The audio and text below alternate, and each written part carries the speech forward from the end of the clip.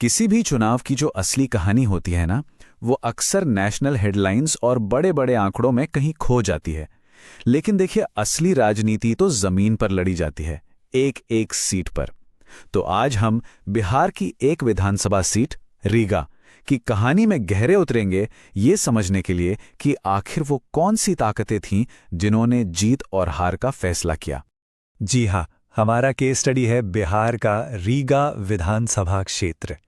ये एक ऐसी सीट है जो हमें दिखाती है कि कैसे स्थानीय मुद्दे, जातीय समीकरण और चुनावी रणनीति ये सब मिलकर एक बहुत ही पेचीदा कहानी बुनते हैं। तो सवाल ये उठता है कि किसी चुनाव की कहानी को समझा कैसे जाए? क्या ये सिर्फ हार जीत के नंबरों का खेल है, या इसके पर्दे के पीछे कुछ और भी चल रहा होता है? जवाब है, आपको एक रणनीतिकार की नजर से देखना होगा। सिर्फ हेडलाइंस पर नहीं, बल्कि डेटा, रणनीति और जमीनी हकीकत, इन तीनों के ताने बाने पर ध्यान देना होगा। तो चलिए रीगा की कहानी को इसी नजरिए से देखते हैं। देखिए, किसी भी जगह की राजनीति को अगर समझना है तो सबसे पहले वहां की जमीन और वहां के लोगों को समझना बहुत जरूरी है, और रीगा की कहानी भी यहीं से शुरू होती है। ये स्लाइड रीगा की बुनियादी सच्चाई को एकदम साफ कर देती है। 80% ग्रामीण इलाका। इसका मतलब सीधा है कि यहाँ की राजनीति, यहाँ की अर्थव्यवस्था और लोगों की उम्मीदें सब कुछ खेत खलियान, सिंचाई और फसल की कीमतों जैसे मुद्दों से जुड़ी हैं। शहर की बड़ी बड़ी बातें यहाँ बहुत ज्यादा मायने नहीं रखती।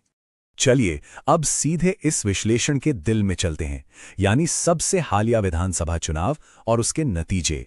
सबसे पहले इस नंबर पर जरा गौर कीजिए, 68.38%।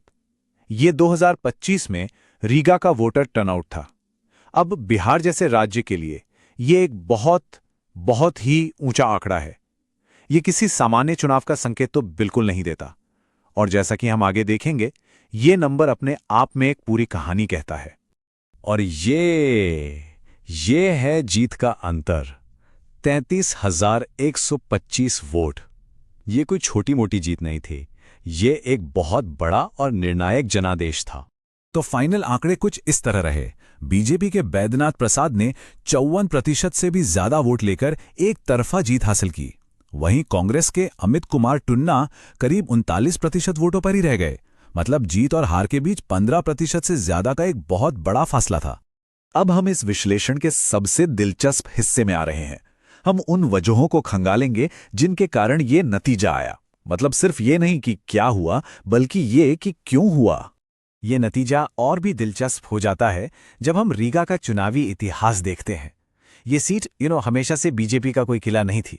2015 में महागठबंधन की लहर में कांग्रेस यहां से जीती थी, लेकिन 2020 में बीजेपी ने वापसी की और 2025 में अपनी पकड़ को और भी ज्यादा मजबूत कर लिया।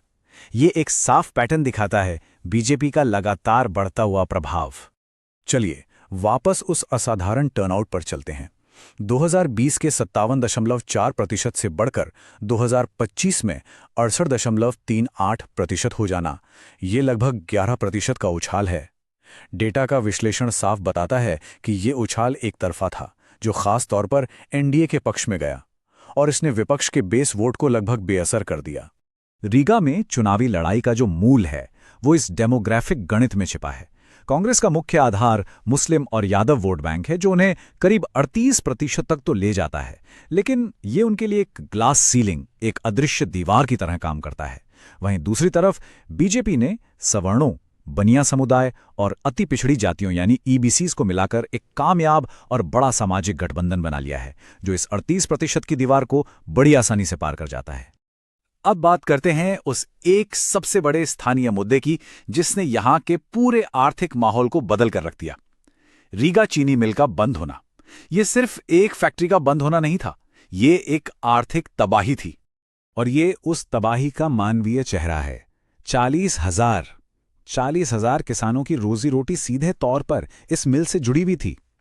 ये एक ऐसा जमीनी मुद्दा था जो पूरे इलाके में गुस्से और हताशा की वजह बना हुआ था, और जाहिर है चुनाव में एक बहुत बड़ा फैक्टर था।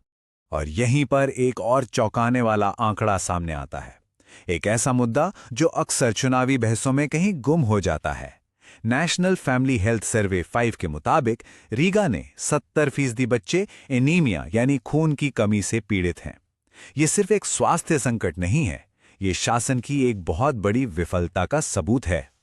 तो एक तरफ आर्थिक संकट और स्वास्थ्य की विफलता जैसे बड़े मुद्दे हैं और दूसरी तरफ एक निर्णायक चुनावी नतीजा। इन दोनों के बीच की जो खाई है उसे कौन भरता है? उसे भरती है जमीन पर काम कर रही पॉलिटिकल मशीनरी। तो चलिए अब दो प्रतिस्पर्धी रणनीतियों की सीधी तुलना करते हैं। ये स्लाइड दोनों रणनीतियों के बीच का फर्क एकदम साफ कर देती है। एक तरफ बीजेपी की संगठित मशीनरी थी, वोटरों को आखिरी समय पर बूथ तक लाने की काबिलियत, ईबीसी और एससी वोटों को कामयाबी से जोड़ना, और दूसरी तरफ कांग्रेस की चुनौतियां थीं, अपने कोर वोट बैंक से आगे न बढ़ पाना और कृषि संकट जैसे इतने बड़े मुद्दे को एक राजनीतिक हथियार बनाने में नाकामी। तो पॉइंट यह है कि ये लड़ाई सिर्फ उम्मीदवार की नहीं थी, ये पूरे सिस्टम की लड़ाई थी। किसी भी विश्लेषण का अंत सिर्फ समस्याओं को गिनाने पर नहीं होना चाहिए, बल्कि समाधान बताने पर होना चाहिए। तो इस सारे डेटा के आधार पर किसी भी चैलेंजर के लिए आगे का रास्ता आखिर क्या हो सकता है? रिपोर्ट एक बिल्कुल साफ 4 कदमों वाला ब्लूप्रिंट देती है। पहला, एक नया चेहरा लाइए, कोई ऐसा जो ईबीसी या बनिया समुदाय से हो। क्यों? ताकि बीजेपी के सामाजिक गठबंधन में सेंध लगाए जा सके। दूसरा, 39,000 किसानों की आवाज बनकर कृषि संकट को अपना सबसे बड़ा हथियार बनाइए, क्योंकि यह सबसे बड़ा अनसुलझा मुद्दा है। तीसरा, 70% बाल एनीमिया जैसे आंकड़ों को शासन की विफलता का प्रतीक बनाकर पेश कीजिए। इसे एक व्यक्तिगत कहानी बनाइए, हर घर की कहानी।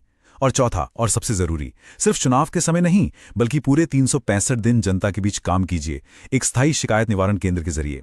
क्योंकि विश्वास चुनावी वादों से नहीं, रोजमर्रा के काम से बनता है।